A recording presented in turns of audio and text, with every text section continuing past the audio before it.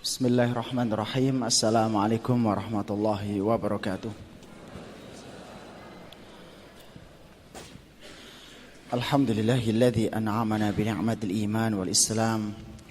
Nasyhadu an la ilaha illallah wahdahu la syarika lah. Wa nasyhadu anna Muhammadan 'abduhu wa rasuluhu wa la nabiyya ba'dah.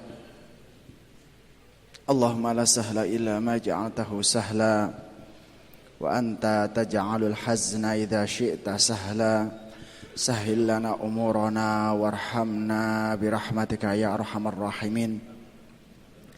Allahumma inna nas'aluka ilman nafi'a wa rizqan wasi'a wa shifaa'an min kulli da'in birahmatika ya arhamar rahimin.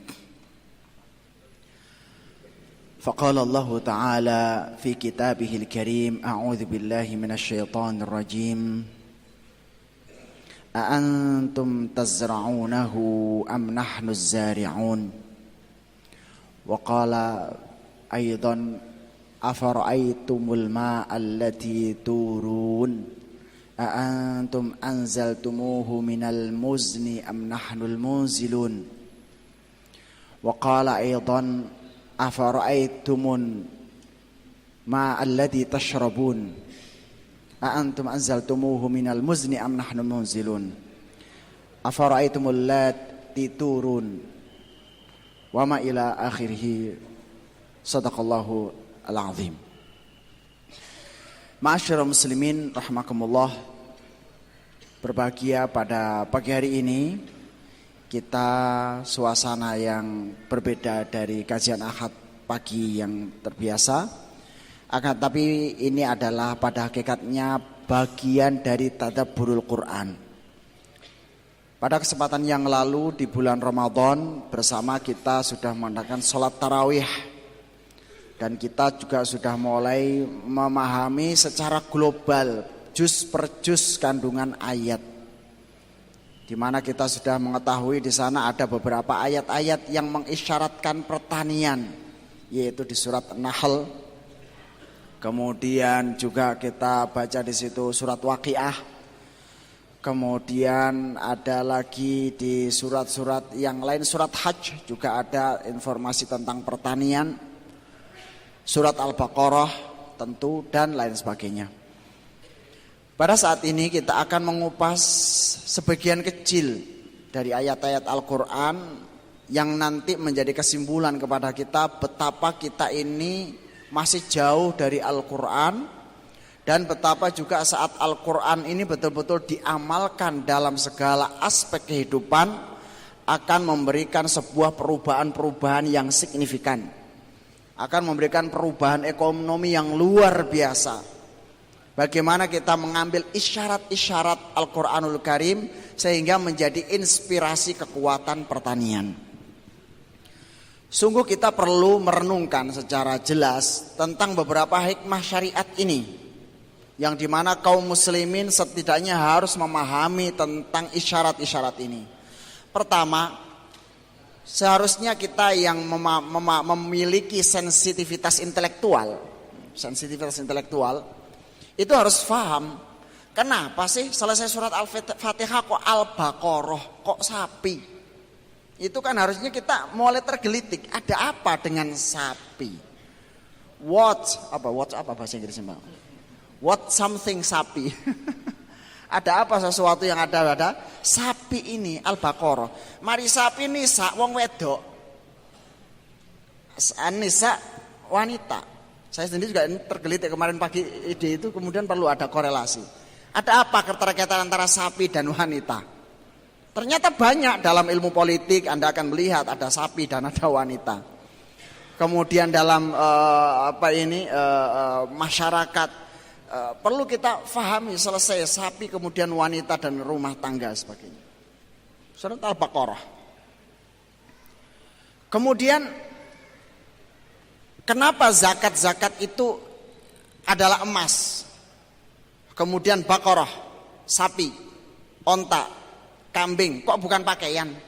Kenapa yang zakat itu kok bukan kendaraan? Kalau kendaraannya 10 zakatnya mungkin sepeda motor 1. Kenapa tidak begitu?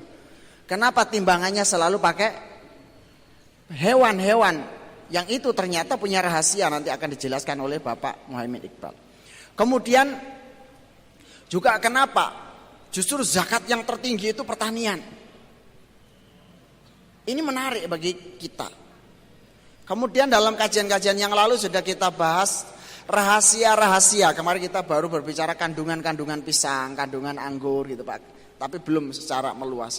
Ada apa dengan buah-buah sorga? Ada apa dengan taman-taman sorga? Ada apa dengan menu-menu semua tumbuh-tumbuhan yang disebutkan dalam Al-Quran, tumbuhan sorga? Ada apa di balik itu? Kadang-kadang kita hanya melihat dalam satu perspektif. Ini akhirat, sudah gitu. Padahal Al-Quran ini hudal linnas wa bayyinatin minal huda wal furqan. Quran itu petunjuk bagi manusia. Semua bermanfaat di situ. Tibyana likulli syai'. Quran itu menjelaskan segala sesuatu. Jadi kentang penjelasannya ada dalam Al-Quran. Kebakaran hutan di Pekanbaru itu ada solusinya di Al-Quran. Banjir, apa jawaban dalam Al-Quran? Longsor, apa jawaban dalam Al-Quran? Tanah kering, apa jawaban yang ada dalam Al-Quran? Kemudian lahan yang tidak barokah, ada apa kita ini dengan Al-Quranul Karim? Nah, pertanyaan-pertanyaan inilah yang mudah-mudahan akan terjawab, walaupun tidak seluruhnya, setidaknya sebagian besar akan terjawab dalam kajian ini. Kita akan bersama dengan Bapak Haji Insinyur Muhaimin Iqbal. Beliau adalah konseptor, komsektor, juga praktisi, intelektual, syekhu pertanian gitu ya. Jadi perlu saya kira kita ini harus ada.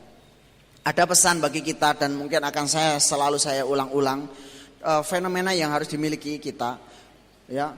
Fanabaduhu la tubayyinunnahu lin-nasi wa la taktumunah. La tubayyinunnahu lin-nasi wa la taktumunah. Semua ulama apapun itu harus menyebarkan ilmunya dan tidak boleh menyembunyikan. Itu tradisi keilmuan dalam Islam. Sekarang dengan ada sistem kapitalis sekolah-sekolah, sehingga namanya dosen itu yang ngajarnya cuma di kampus. Padahal tugas ulama itu ada tambahan. Tambahannya apa? Satu, mengajarkan kepada siapa saja tanpa disembunyikan. Itu yang pertama. Jadi kalau perlu di Masjid Agung ini ada halakoh ilmu pertanian di situ. Terus halakoh ilmu psikologi di situ. Jadi ngaji. Pengajian Islam itu ilmu itu semuanya harus dikaji. Kemudian lihat di Al-Quran isinya apa. Sehingga harapan kami nanti Masjid Agung ini ada halakoh ilmu biologi, halakoh ilmu fisika, halakoh ilmu kimia. Jadi orang Muslim itu belajar apa saja harusnya sudah harus paham. Komprehensif. Nanti akan kita lihat penjelasan dari Pak Iqbal.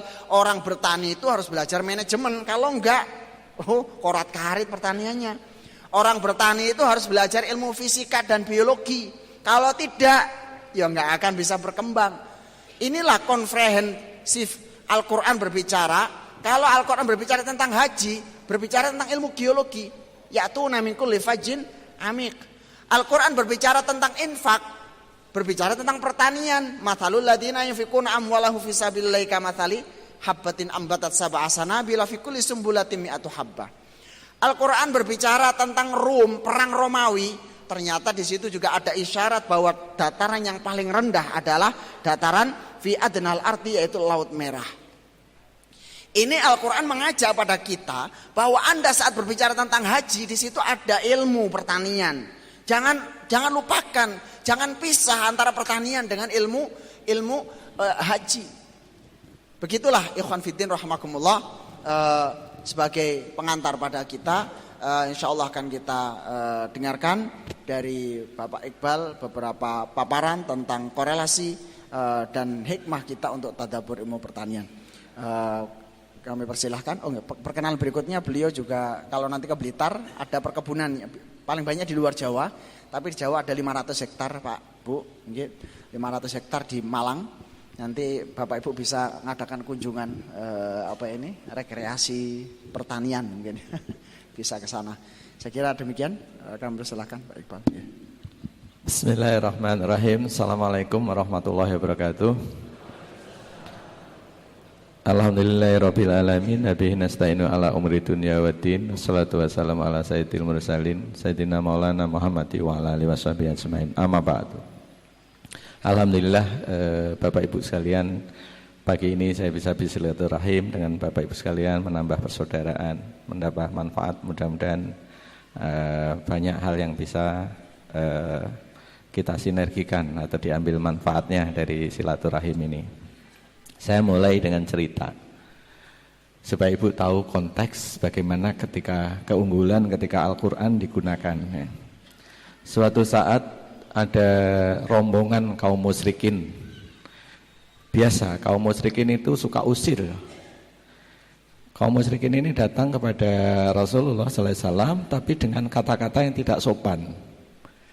Dia mengatakan, "Ya Muhammad, seluruh nabi diutus dengan mukjizat.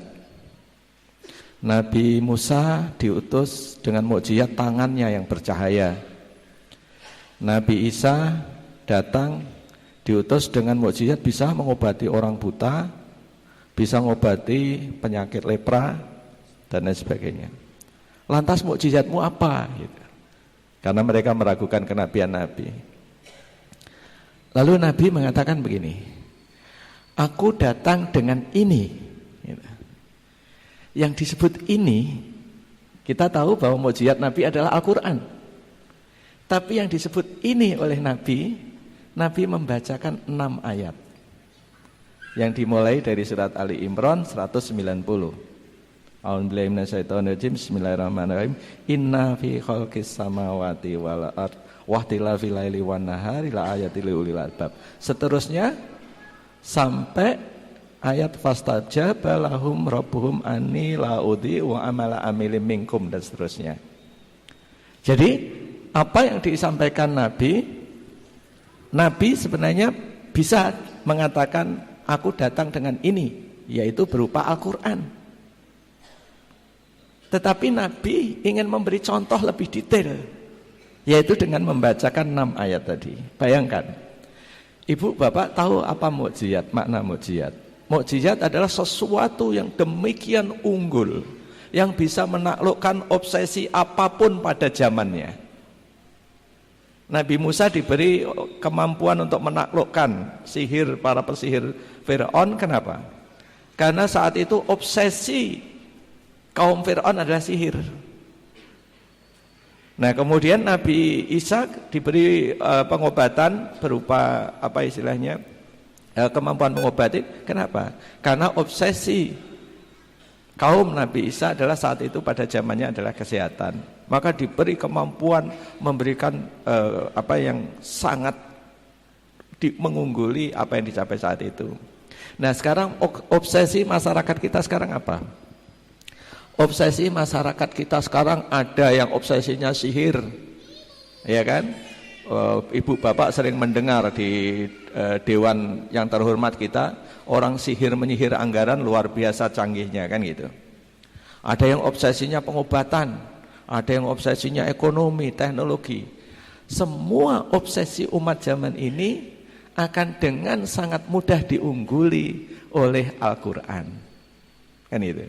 Nah, contoh yang disampaikan Nabi tadi hanya dengan 6 ayat saja, kalau itu diamalkan, dihayati, diterapkan, itu sudah bisa mengatasi apapun obsesinya orang pada zaman ini. Apalagi kita punya 1000 kali ayat lagi yang di atas itu. Saya kasih contoh misalnya di obsesi.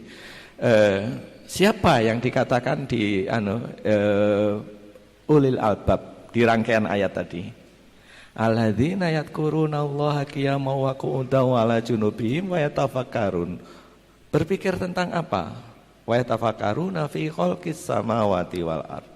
Lihat. Di rangkaian ayat yang dibacakan Nabi tadi menyebut seorang atau sejumlah orang yang disebut ulil albab. Siapa dia? Orang yang tidak berhenti memikirkan penciptaan langit dan bumi, baik dia dalam kondisi berdiri, duduk maupun tidur.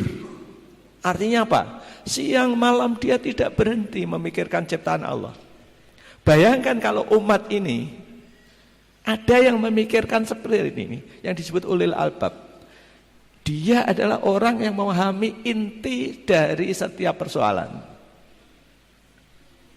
Maka seperti yang dijelaskan oleh Ustadz tadi, Al-Quran adalah tibyana likulli syai', jawaban untuk seluruh masalah, wahuda, dan petunjuknya bagaimana mengatasinya, warohmah, wabusro, kan itu. Jadi Al-Quran adalah menjawab seluruh masalah. Pertanyaannya adalah, mengapa bangsa ini masih dirundung masalah demi masalah, padahal ada jawaban di setiap masalah di depan kita?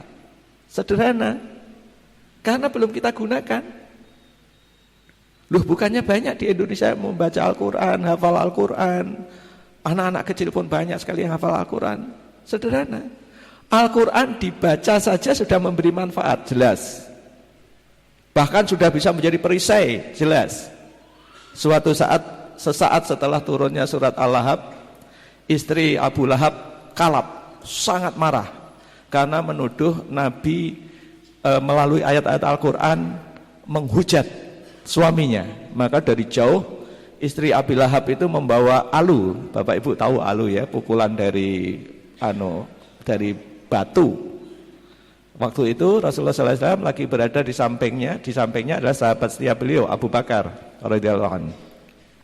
Abu Bakar sudah sempat khawatir, menyampaikan begini, ya Rasulullah, aku khawatir wanita ini melihatmu. Rasulullah dengan tenang menjawab, innaha lan taroni, sungguh dia tidak akan pernah melihat aku. Kenapa demikian? Kenapa Rasulullah begitu yakin dia tidak akan melihat, wanita ini tidak akan melihat Rasulullah? Karena di Al-Quran ada ayat, wa idza qara'tal Qur'ana ja'alna bainaka wa bainal ladzina la yu'minuna bil akhirah hijaban mastura. Jadi ketika engkau membaca Al-Quran, dijadikan di antaramu dan orang-orang yang tidak beriman hijaban mastura, dinding atau tabir yang tidak terlihat. Nah, itu menjustifikasi bahwa dibacanya Al-Quran saja sudah memberi manfaat gitu. Tetapi lebih dari itu, dia menjadi jawaban ketika Al-Quran dipahami dan diamalkan. Diamalkan dalam kehidupan. Maka disitulah keunggulan, disitulah mukjizat. Mukjizat yang sesungguhnya adalah ketika Al-Quran dipahami, kemudian dipakai untuk menyelesaikan masalah. Nah, sekarang pertanyaannya, mengapa sekarang ini yang kita perlu tanya kepada diri kita dan juga secara nasional kita tanya pada sistem kita, mengapa Al-Quran tidak dipakai? Jawabannya sederhana. Mayoritas kita tidak yakin bahwa Al-Quran menyelesaikan masalah, ya kan Pak? Misalnya saya kasih contoh tadi sepanjang mobil di perjalanan kita diskusi tentang asap. Pemerintah jungkir balik berusaha mengatasi asap. Tapi pernah kita dengar pemerintah rapat rame-rame, ayo mentadaburi, ini apa sebenarnya asap ini? Ada di rangkaian ayat, 6 ayat yang dibacakan Nabi tadi. Kita disuruh memikirkan ciptaan Allah di langit dan di bumi. Asap ini intinya apa? Intinya adalah energi yang terbakar sia-sia. Iya kan? Karena energi terbakar sia-sia, ngatasinya sebenarnya sederhana. Bagaimana energi yang ini tidak terbakar sia-sia? Caranya gimana? Al-Quran, lagi-lagi Al-Quran. Karena hudalinas wa bainatim minal huda wal furqan. Al-Quran itu selain petunjuk ada penjelasan detailnya. Setiap ayat ada penjelasan detailnya. Jadi kalau kita mau ngatasi, misalnya saya kasih contoh supaya Bapak-Bapak tahu bagaimana kita ngatasi asap dengan sudut pandang Al-Quran. Pertama istighfar dulu, ya kan? Karena kalau nggak istighfar orang nggak tahu salahnya.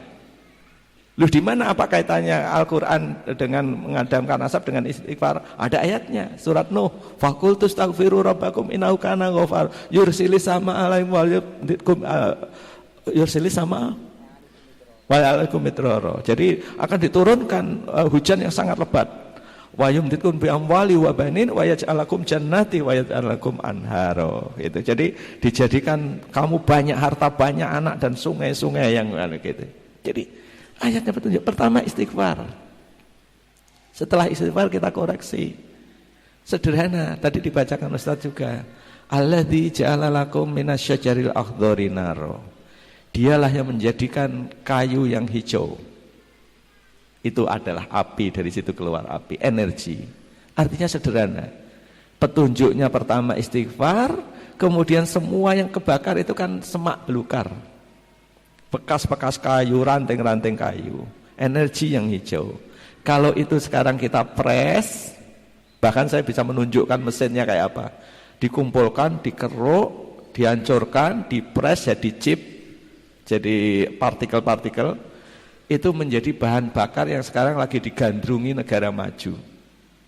Karena itu bahan bakar yang sangat bersih, tidak berbahaya, dan merupakan siklus tertutup terhadap karbon, karena setiap dibakarnya lahir tanaman baru yang menghasilkan karbon.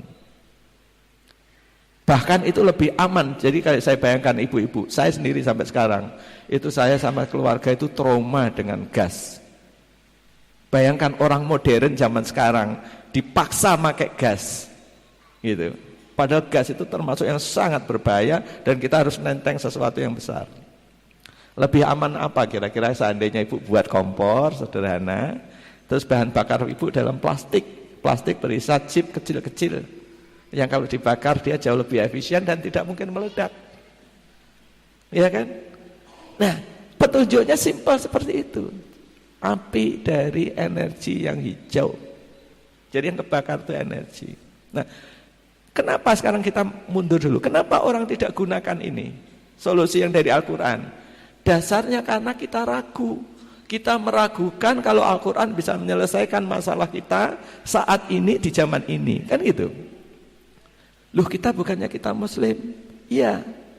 Karena jangan-jangan kita sangat khawatir kemusliman, keislaman kita seperti keislaman Arab Badui. Ketika datang kepada Rasulullah berkata bahwa kami sudah beriman, dibantah langsung oleh Allah di surat Al-Hujurat.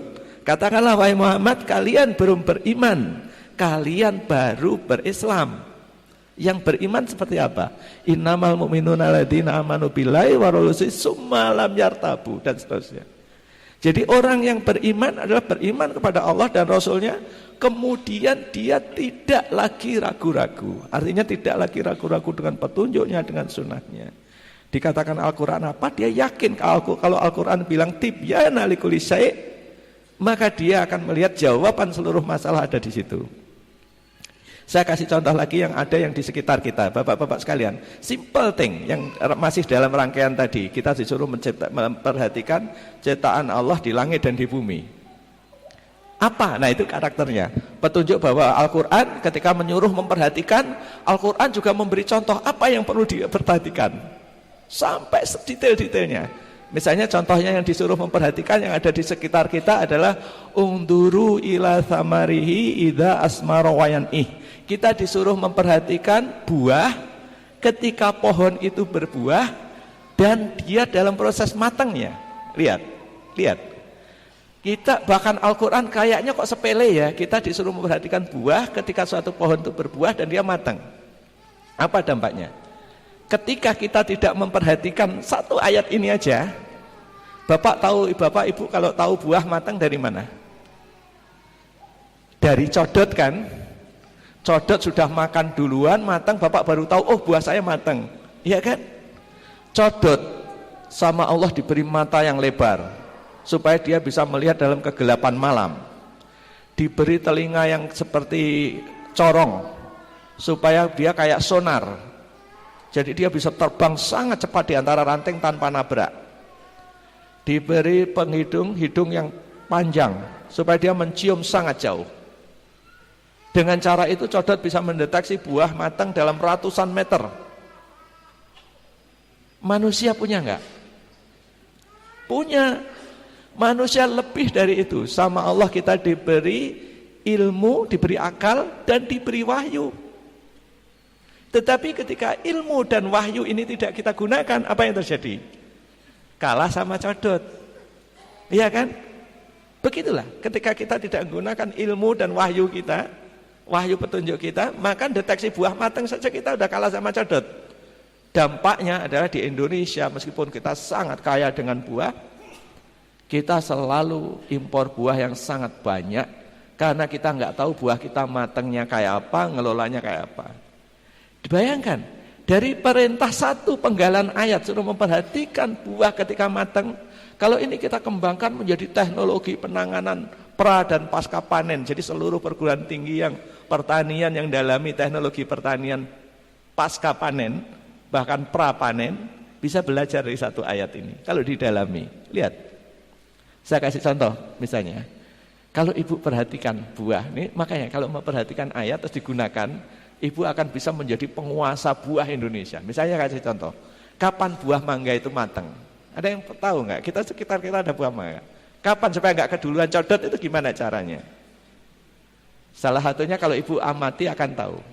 Buah kalau masih muda, buah mangga, lehernya itu sengkleh. Lehernya sengkleh di sini. Ketika dia tumbuh makin besar karena dorongan massa yang ada di dalamnya, makin lama makin ini pundaknya ke atas ini. Ketika pundaknya dia sudah setara dengan ujung dari tangkainya, dia mulai tua. Kalau dibiarkan dia akan naik ke atas ini. Pada saat itu buah sudah siap matang. Kalau Bapak tahu duluan buah itu akan siap matang, Bapak tidak keduluan codot, ya kan? Karena nggak tahu akan keduluan codot. Itu satu. Terus sekarang ini salah satu petunjuk. Ya kadang Allah menyimpan ilmu itu dalam satu ayat yang sama. Allah menyimpan sekian banyak ilmu. Misalnya contohnya ayat ini dibacakan Ustaz tadi, yaitu tentang keutamaan orang yang berinfak. Seperti satu butir yang menumbuhkan 7 bulir, masing-masing 100. Kan gitu sih ini. Bukankah di infak ini Allah contohkan disimpan oleh Allah ultimate result, hasil ultimate, hasil optimal dari pertanian. Kalau menggunakan contoh ini saja, tahu nggak hasil padi kita per hektar berapa? Saya pernah hitung. Kalau menggunakan teori ini, standar hasil padi kita per hektar kira-kira 35 ton. Kira-kira kan itu ya. Ini kalau menggunakan contoh ini, misalnya kayak gitu. Antara 17 sampai 25 ton tergantung bibitnya. Kalau dengan menggunakan ini contoh aplikasi ininya.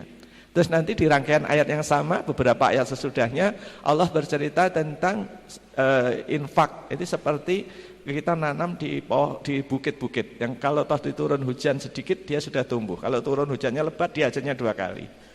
Di situ disimpan oleh Allah ilmu tempat pertanian yang paling baik.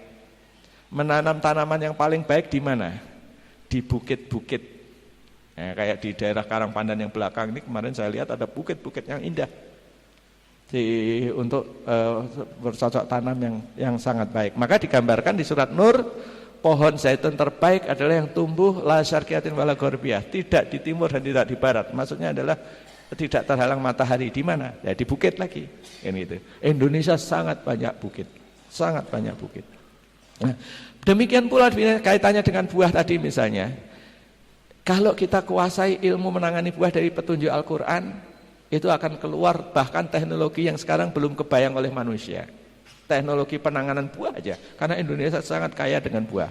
Teknologi yang belum kebayang oleh manusia itu apa? Tapi sudah diindikasikan oleh Al-Quran. Itu terinspirasi dari surat Al-Kahfi. Ketika Allah menidurkan pemuda 309 tahun, ketika bangun pemuda itu tua atau muda? Muda. Bagaimana Allah menidurkan? Dengan menutup telinganya. Dengan menaruhnya gua dan menutup telinganya. Nah, ini isyarat oleh Allah bahwa suatu proses kehidupan bisa bisa bisa dipospon, ditunda prosesnya. Bayangkan kalau teknologi itu bisa kita terapkan ke buah. Apa yang terjadi? Bapak Ibu bisa makan buah durian di luar musim buah durian. Yaitu ketika buah tadi sudah mangga misalnya, sudah kelihatan pundaknya, kemudian kita freeze, kita mute. Dia dihentikan proses pernafasannya, diturunkan. Istilah di buahnya respirasi, maka dia nanti matangnya pada di luar musim buah. Bayangkan, teknologi semacam itu bisa dikembangkan. Bahkan kita sudah merintis ke sana dengan diinspirasi oleh Al-Quran ini gitu. Jadi Al-Quran demikian indah ketika digunakan, Bahkan ketika kita gunakan untuk hal yang sangat sepele, nampaknya sepele tapi sangat dasar. Saya kasih contoh lagi untuk ibu-ibu misalnya. Saya kasih contoh aplikasi yang sederhana untuk ibu-ibu. Ibu-ibu yang nggak bisa masak, ya, ibu-ibu yang nggak bisa masak, dimasak apa saja kok nggak enak, suaminya nggak suka atau apa ya. Al-Quran sampai memberikan masakan berupa resep sekaligus cara membuinya. Lihat. Itu menunjukkan Al-Quran tibyan menjawab seluruh masalah. Di mana Allah taruh bumbu cara ibu-ibu supaya masak pasti enaknya, Al-Quran yang ngasih tahu. Pasti sehatnya karena Al-Quran yang ngasih tahu. Gitu. Di surat 23 ayat 20 di situ dikatakan oleh Allah wasib gilil akilin. Satu kalimat pendek ini, potongan ayat wasib gilil akilin itu bercerita tentang zaitun yang dioleskan gitu atau dicelupkan gitu. Maka makanan apapun, apakah itu roti, apakah itu ayam, apakah itu ikan, dioles dengan zaitun pasti enak. Mungkin ibu-ibu bertanya, lah kan zaitunnya mahal kan gitu. Iya kan, minyak zaitunnya mahal. Justru ini Bapak Ibu sekalian, minyak zaitun kalau kita perhatikan, kita hayati, itu minyak terbaik dan minyak paling murah. Lu kok bisa? Minyak paling murah. Karena minyak zaitun itu kalau Bapak Ibu nanam sawit, Bapak Ibu nggak bisa buat minyak sendiri. Kalau Ibu nanam kelapa, buat minyaknya masih perlu panas, digoreng dan lain sebagainya sampai ini keluar anunya. Minyak zaitun, membuat minyak zaitun itu sederhana sekali. Tinggal dipetik dari pohonnya, dalam kondisi segar, dihancurkan. Kalau punya blender di blender, kalau punyanya alu tadi ditutu. Maka dia jadi itu dicampur air di blender, klak gitu. Setelah itu didiamkan dalam 3 hari yang di atas minyak, yang di bawah cairan. Sederhana. Pertanyaannya pohon zaitun siapa lah di situ? Allah mengabarkan ada pohon yang diberkahi, ya kan? Di surat Nur 35. Reaksi kita ketika mendengar ada pohon yang diberkahi apa?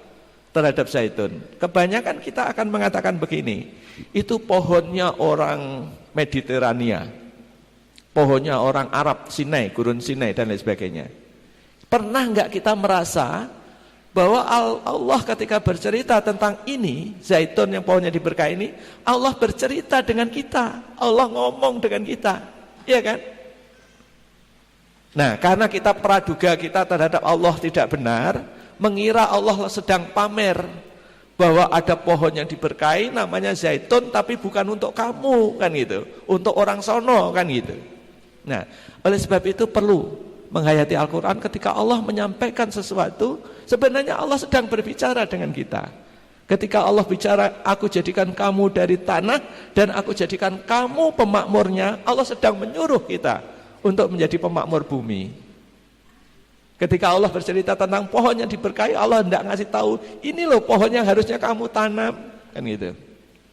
Alhamdulillah berangkat dari keyakinan semacam ini, sejak beberapa tahun ini kami mengembangkan cara membiakkan zaitun di Indonesia. Bahkan tadi malam saya ngajari masyarakat di Karang Pandan untuk bisa membibitkan zaitun. Nanti kalau ibu-ibu atau bapak-bapak perlu belajar menanam zaitun di Indonesia, caranya bagaimana yang efektif, yang cepat, bisa belajar di Iskarimah atau di masyarakat sekitarnya. Kita ajarkan cara membibitkan itu. Kenapa zaitun? Zaitun pohon yang diberkahi. Dalam hal berkah ini kita tidak bisa terlalu banyak, tidak bisa mengatakan gini, saya kebanyakan berkah, kan itu. Berkah sebanyak-banyaknya tidak masalah, baik. Jadi kita nanam zaitun sebanyak-banyaknya di tempat kita, baik. Karena itu bagus untuk kesehatan kita, bagus untuk lingkungan kita. Bahkan salah satu indikator ini salah satu aplikasi Al-Quran lagi. Kalau supaya kita nggak prejudis tentang pemerintahan kita, tidak ini, saya menggunakan parameter di Al-Quran aja Bu. Kalau ditanya, apakah negeri kita negeri yang baik saat ini? Nah, masing-masing orang tergantung pandangan politiknya. Ada yang membela sangat baik, ada yang membela sangat tidak baik. Kan gitu kan Pak ya? Bagaimana kita menilai negeri kita baik apa tidak sekarang? Gunakan Al-Quran. Ada 2 ayat di surat Saba, surat 34 ayat 15 sama 16. Di situ Allah memberikan dua contoh negeri yang sama, tapi suatu saat dikatakan sebagai negeri yang sangat baik, baldatun thayyibatun wa rabbun ghafur. Setelah itu ketika kufur dikatakan sebagai negeri orang-orang yang melalaikan. Apa parameternya? Kok ini dikatakan baik, yang tidak ini dikatakan baik? Yang baik adalah di baldatun thayyibatun wa rabbun ghafur itu, negeri itu kanan kirinya pohon, kebun. Lihat kanan maksudnya adalah kemana-mana, lihat ke sana hijau, lihat ke sini hijau. Dan rakyatnya makan dari kebun itu. Rakyatnya makan cukup dari kebun itu. Artinya kebun-kebun yang ditanam itu memberikan makanan bagi rakyatnya. Itu karakter negeri yang baik. Negerinya masih sama ketika rakyatnya kufur, rakyatnya lalai, negerinya masih nanam hijauan, tapi tidak lagi bisa dimakan buahnya. Lihat bedanya, tidak lagi bisa. Sekarang Bapak berjalan dari Surabaya ke Jakarta, dari Solo ke Kertosono, dari Solo ke Semarang, kanan kirinya masih hijau enggak? Insya Allah hijau. Pertanyaan berikutnya, dimakan apa enggak? Nah, artinya dari situ kita bisa nilai dengan ini. Nah, kalau kita berangkat dari Al-Quran, oh ternyata hijau, tapi enggak dimakan, atau banyakan enggak dimakan. Kita tahu koreksinya. Koreksinya apa? Negeri ini butuh makanan, butuh kesehatan, butuh ini supaya kita tidak tergantung negeri impor dari negeri lain. Nanam makanan, nanam pohon yang bisa dimakan, kan gitu. Itu baru lihat dari satu ayat aplikasi ini. Kita sudah nggak peduli siapapun pemerintahnya silakan. Tapi ketika kita lihat kanan kiri belum pohon yang dimakan, sementara rakyat kelaparan, negeri kita belum baik. Kita masih menyia-nyiakan sumber daya yang ada di sekitar kita. Siapapun, dengan cara ini kita bisa bersikap adil, menggunakan Al-Quran, timbangan Al-Quran untuk menilai situasi, insya Allah adil, karena Al-Quran tidak bias. Siapapun pemerintahannya, tafsir ayat itu kan gitu. Ininya. Nah, semacam itu ya, cara kita menggunakan Al-Quran. Oleh sebab itu, Bapak Ibu sekalian, solusi dari masalah ini sebenarnya sederhana. Dari masalah kelaparan kita, masalah penyakit kita, masalah ekonomi kita, simple. Bangun keimanan. Karena tanpa iman kita tidak akan pernah menoleh ke Al-Quran. Nah, kemudian bermula dari kita kegemaran kita membaca, mengaji, mentadaburi, sampai kita paham Al-Quran, itu kategorinya baru linnas. Kebanyakan orang, hadza bayanul linnas. Al-Quran adalah penjelasan bagi semua orang, linnas. Tetapi dia baru menjadi petunjuk, wahuda wa mau'izah lil muttaqin. Bagi orang bertakwa, dia menjadi petunjuk. Lalu sebab itu, melalui pengajian-pengajian seperti ini, meskipun sangat singkat, kita ingin bersama-sama meningkatkan pemahaman kita tentang Al-Quran tentu saja, tapi ayo mulai melangkah satu langkah lagi, yaitu menggunakan Al-Quran. Menggunakan Al-Quran untuk menjawab persoalan-persoalan kita sehari-hari. Tibyana likulli syai', supaya Al-Quran berbunyi terhadap masyarakat, supaya masyarakat merasakan. Bayangkan kalau pemerintah Karanganyar misalnya, atau pemerintah daerah dengan masyarakat setempatnya membaca surat Saba 15-16, oh ternyata negeri yang baik itu adalah yang kanan kirinya pohon hijauan dan dia dimakan. Sederhana. Maka perlahan-lahan ini diganti, yang enggak dimakan diganti yang dimakan. Lu nanti dicuri orang, ya enggak masalah, rakyatnya sendiri yang ngambil. Ya kan, rakyatnya sendiri yang dimakan. Oh nanti dimakan burung, enggak masalah, itu menjadi sedekah. Nah, kurang lebih itu Bapak Ibu sekalian. Mudah-mudahan dengan cara mulai dengan satu langkah, yaitu setelah kita paham, karena sudah banyak yang mengajarkan kepahaman Al-Quran, yang kemudian perlu diasah adalah bagaimana menggunakan Al-Quran untuk menyelesaikan masalah kita sehari-hari. Baik yang nampaknya sepele tadi, ibu yang enggak bisa masak, dengan Al-Quran jadi bisa masak yang sangat enak. Gitu. Nanti kalau sudah belajar Al-Qurannya satu akan dituntun ke yang lain. Oh saya nggak punya minyak zaitun, nah, kenapa nggak nanam? Oh saya nggak bisa nanam, kenapa nggak belajar? Nah, semacam itu rentetannya. Maka dari pemahaman satu ayat akan merentet ke pemahaman ayat-ayat berikutnya. Ya, mudah-mudahan apa yang saya sampaikan serba sedikit bisa menjadi bahan paling enggak untuk renungan dan mudah-mudahan bisa bermanfaat. Saya kembalikan ke Ustaz Siap. Alhamdulillah, Masya Allah, luar biasa. Masih banyak sebenarnya penjelasan yang singkat. Jadi di closing Pak Iqbal ini sederhananya mengambil profil negeri Sabah yang ada di Yaman. Itu digambarkan saat orang-orangnya pada beriman, banyak bertakwa kepada Allah, banyak muhasabah, maka keluar ide-ide kehidupan dan ide-ide pertanian yang luar biasa menjadi negara yang makmur. Negara yang makmur. Karena yang paling penting kita itu bukan masalah sumber daya alam, mikirnya itu. Seperti kemarin saya sebutkan data di Belanda, Holandi itu cuma punya 1 juta sapi. Tapi bisa menjadi negara pengekspor dan produksi keju, yagut dan susu terbesar di dunia. Sedangkan di Sudan ada 30 juta. Ini 1 juta. Di Sudan ada 30 juta. Tapi banyak orang kelaparan. 30 juta sapi membuat orang lapar. 1 juta menjadi orang kaya. Jadi masalahnya memang inti dari ibadah seperti kita sebutkan dulu Bapak Ibu. Proses yang terjadi apa? Orang dengan banyak ibadah, banyak diem, gak kakean pola. Yang kedua banyak mikir. Wa yatafakkaruna fi khalqis samawati wal ardh. Setiap hari kan hidup kita itu enggak gitu. Pokoknya masuk keluar rumah kate lapo gak ngerti, pokoknya metu. Kerja apa dikerjain gitu kan. Masalahnya kita lagi kerja atau dikerjain katanya Pak Sadino siapa Pak. Kita itu lagi kerja atau dikerjain. Nah ini yang kita nggak sempat mikir. Coba kalau kita pengajian begini nanti ada forum takon, majelis takon besok itu tanya dan konsultasi itu kan kita semalam suntuk itu mikir gitu loh mikir. Sekarang coba bersama-sama.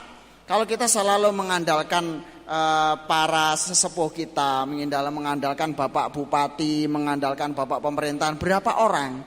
Semua mikir. Kalau semua mikir kayak apa ide-ide itu? Nah, tadi ngobrol-ngobrol sama Pak Iqbal, bagaimana negeri Sabah itu saking indahnya, orang saking pinternya dalam berpikir zaman dahulu. Saya juga baru tahu dari beliau. Orang panen itu cukup ibu-ibu itu bawa bawa tampah di atas, digedruk-gedruk itu buahnya ceblok dewe Bu. Buahnya jatuh sendiri. Waktu itu kelihatan kita ketawa, nggak masuk akal. Ternyata saya baru tahu dari Pak Iqbal karena kecanggihan waktu dan detail detik kapan jatuhnya buah mereka sudah paham, sudah dihitung melalui penelitian. Buah sejak bunga itu berapa hari, berapa jam, berapa menit, berapa detik itu sudah tahu. Saat puncak matang ada getaran sedikit aja itu jatuh sendiri. Maka ibu-ibu dulu cukup bawa tampah kemudian sambil berjalan itu langsung dung jatuh di mereka. Yang penting bukan durian kata beliau. Ya, kalau durian ya lumayan gitu.